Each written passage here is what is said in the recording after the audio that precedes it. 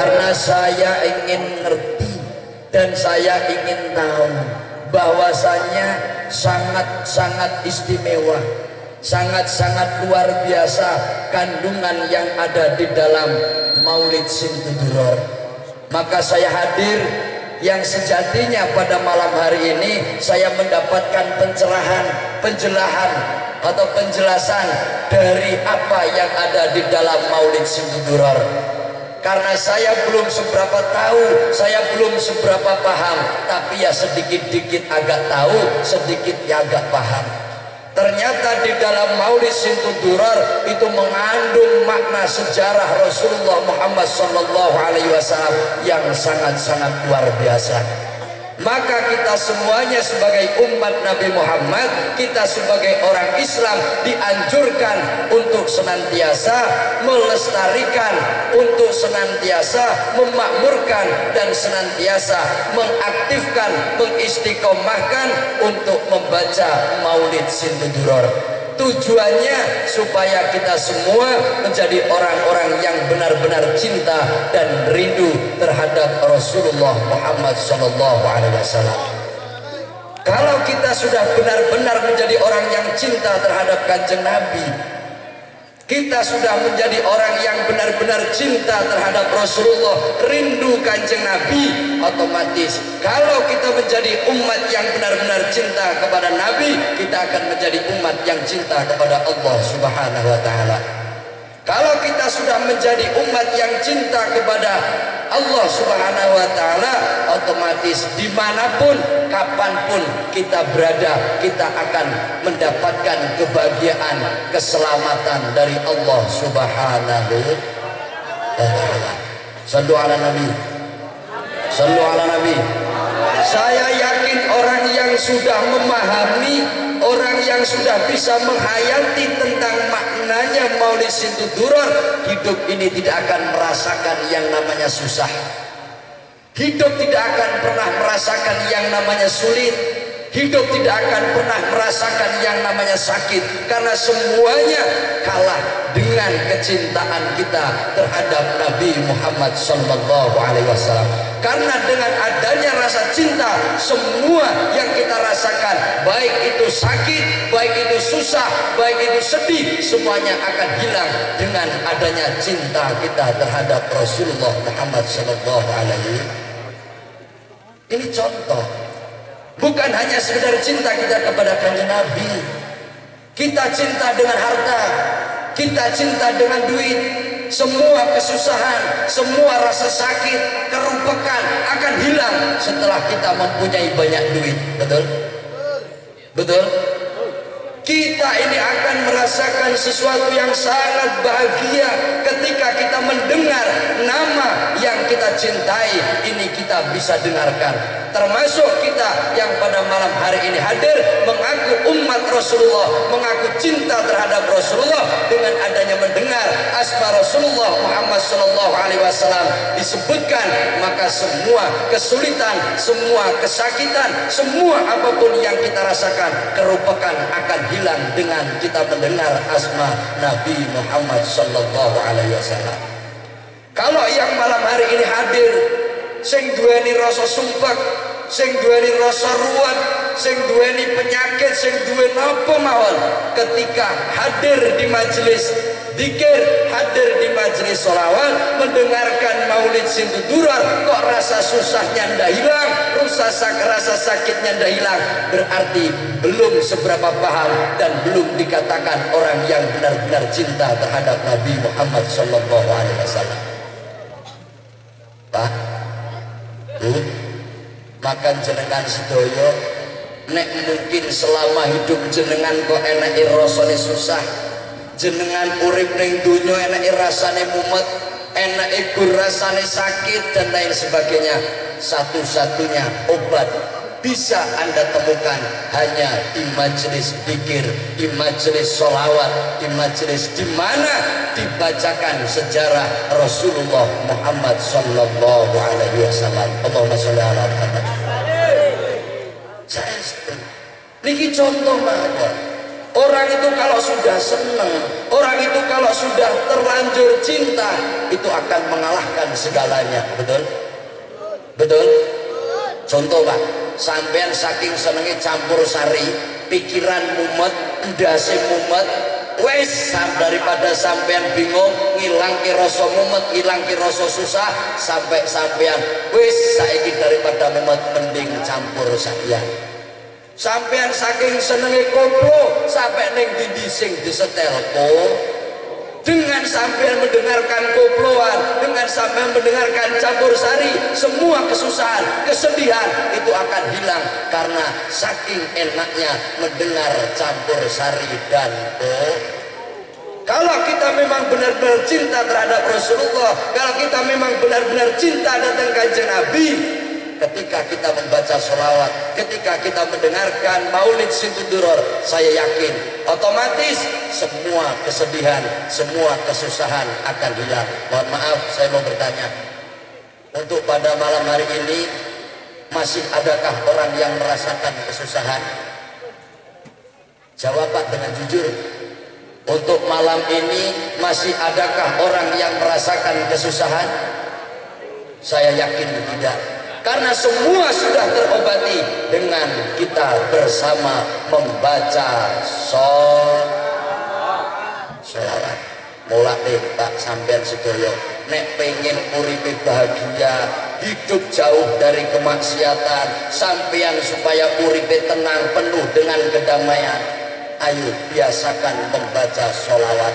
Nek kepengen sampean dosane di ngapura kali Gusti Allah, perbanyaklah baca sholawat. Otomatis kalau hanya sekedar kita baca istighfar, setiap pada sholat kita memohon ampun kepada Allah, belum tentu istighfar kita akan diterima oleh Allah Subhanahu wa Ta'ala. Belum tentu permintaan maaf kita akan diterima oleh Allah Subhanahu wa Ta'ala. Betul? Tapi dengan sholawat, dimanapun kita baca, walaupun kita dasari dengan rasa riya, sholawat akan tetap diterima oleh Allah Subhanahu wa Ta'ala. Amin. Amin. Ya Rabbal. Kita menangis di hadapan Allah membaca istighfar setiap hari. Astaghfirullahaladzim alladzi la ilaha illa huwal hayyul qayyum wa atubu ilaih. Belum tentu istighfar kita diterima oleh Allah, belum tentu permohonan ampun kita didengar oleh Allah Subhanahu. Tapi dengan adanya kita bersama baca sholawat, walaupun tadi ada yang tidak membaca, walaupun tadi ada yang tiduran, semuanya akan mendapatkan berkah, semuanya akan mendapatkan syafaat nanti di yaumil qiyamah. Amin ya Rabbal alamin. Ini sholawat Pak, sudah ada. Maka mohon maaf, ini ada cerita Pak, ada seorang dia itu yang mantan penjahat Pak. Ini saya pernah mendengar cerita itu. Dia itu ada keniatan ingin bertaubat kepada Allah Subhanahu wa Ta'ala. Sebelum dia itu sowan ke tempat para alim, para ulama, para kiai, dia itu sering Pak menghadiri pengajian-pengajian. Dia sering mendengarkan tausiah, mendengarkan nasihat. Setelahnya dia sering mendengarkan tausiah nasihat bahwa orang yang banyak dosanya, orang yang banyak melakukan kemaksiatan dengan beristighfar akan diampuni dosanya oleh Allah Subhanahu wa Ta'ala. Setelahnya itu dia sowan kepada orang alim, sowan kepada seorang kiai. Dia curhat, istilah orang zaman sekarang. Wahai Bapak Kiai, tujuan saya ke sini ingin minta nasihat, solusi dari panjenengan. Bahwasanya tujuan kula mriki niki kepingin pikantuk nasihat sing tujuan kula niki badhe tobat kaliyan Gusti Allah. Kula niki kedah kepripun, nek cara kon maca kula kedah maca napa? Jawabe para kiai, sing penting siji salat aja ditinggalno, sing nomor loro selawat diakeh. Sowan melenggone kiai jawaban sama, tujuane gur kon jaga salat karo kon akeh maca sholawat. Akhirnya dia bingung Pak. Katanya dengan istighfar dosa-dosa kita diampuni oleh Allah, tapi semua kiai mengatakan belum ada yang ngasih masukan saya disuruh istighfar kepada Allah, semua menyuruh saya untuk memperbanyak baca sholawat.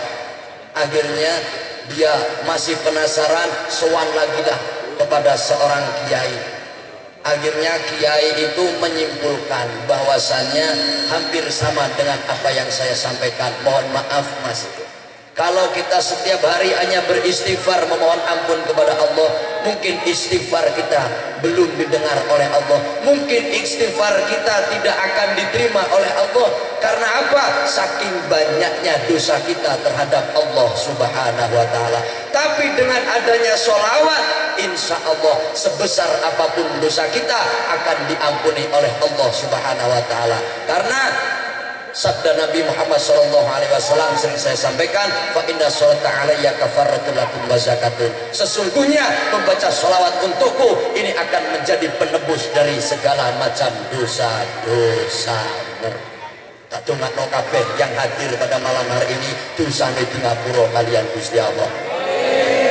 Muga-muga acara majelis zikir yang ada wonten ing dalemipun Habib Nurul niki saged istiqomah, amin Allahumma. Jamaah tambah kathah, amin Allahumma. Ini kita dongakno Pak, semakin banyak orang yang hadir ke majelis zikir, ke majelis sholawat, insya Allah rahmat Allah akan semakin bertambah, rahmat Allah akan semakin melimpah, itu saya yakin. Karena mungkin panjenengan sedaya yang hadir enggak cuman kali ini, enggak mungkin 1-2 kali hadir ke majelis zikir selawat alhamid, sudah berulang kali, dan saya yakin sudah banyak para alim, para kiai, bahkan para habaib menyampaikan tentang keutamaan sholawat. Paham? Paham? Ini maka kalau saya mau menyampaikan babakan keutamaan sholawat, fadilah baca sholawat, mohon maaf, saya yakin semua yang hadir semua banyak yang paham. Ini mohon maaf untuk para habaib, untuk Ustadz Mumi khususnya, saya ini asli orang Jawa. Kalau disuruh ngaji pakai bahasa Indonesia terus pusing saya Pak. Jawa aja Pak ya. Yang penting yakin dan ragu. Oh jangan ragu. Ngerti? Siji akeh sholawat, akeh moco maulid sinduduror, akeh dikir nyang Gusti Allah. Nggih, tak dongakno bar acara wonten ing dalu menika barokah saking sholawat, barokah saking moco maulid sinduduror, kula jenengan dados tiyang ingkang tansah eling kalian Gusti Allah. Wong kene tansah eling kalih Gusti Allah, tansah eling dateng Kanjeng Nabi, insya Allah akan dijamin keselamatannya, akan terhindar dari berbagai macam kemaksiatan. Amin, amin Allahumma. Maka dimanapun tempat, usahakan kita jangan sampai lupa kepada Allah. Kita selalu ingat kepada Allah, baik yang di pasaran, baik yang di kantoran, baik yang di perkebunan dan di persawahan. Selama kita dalam keadaan ingat kepada Allah subhanahu wa ta'ala, kita akan terhindar dari yang namanya kemaksiatan. Sing ning sapa sene pasar jadi pedagang, selama dia ingat kepada Allah, selalu ingat kepada Allah, saya yakin kejujuran akan diutamakan. Ora bakal arep ngurangi timbangan. Orang yang di kantoran, selama di kantor ingat kepada Allah, saya yakin dia tidak akan menambah huruf jumlahnya uang. 30.000 ya tetap 30.000, ora 30.000 menjadi 30 juta. Dan gak akan mengurangi hurufnya uang. Yang memang nyatanya 30 juta ya tetap 30 juta, nggak menjadi 3 juta. Tapi mohon maaf, sekarang banyak orang kantoran karena sering lupa terhadap Allah, sering menambah dan mengurangi jumlah uang. Betul? Betul? Niki mohon maaf. Untuk panjenengan yang mungkin aktivitasnya di sawah, selama sampean ingat kepada Allah, insya Allah sampean akan selalu jujur. Coro adol opo-opo yo tetep sampeyan melalui apa niki nurut syariat Islam. Orang mungkin sampeyan arep ngapusi pedagang, karena umumnya sekarang banyak petani yang sering lupa terhadap Allah, akhirnya sering menipu pedagang. Betul?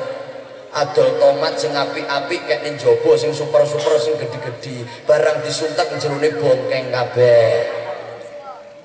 Nggih, karena apa? Karena sering lupa terhadap Allah subhanahu. Niki subhanallah. Bahkan sampean semua untuk pemuda-pemudi, selama sampean selalu ingat kepada Allah, selalu ingat kepada Rasulullah, insya Allah sampean dimanapun tempat sampean akan selamat.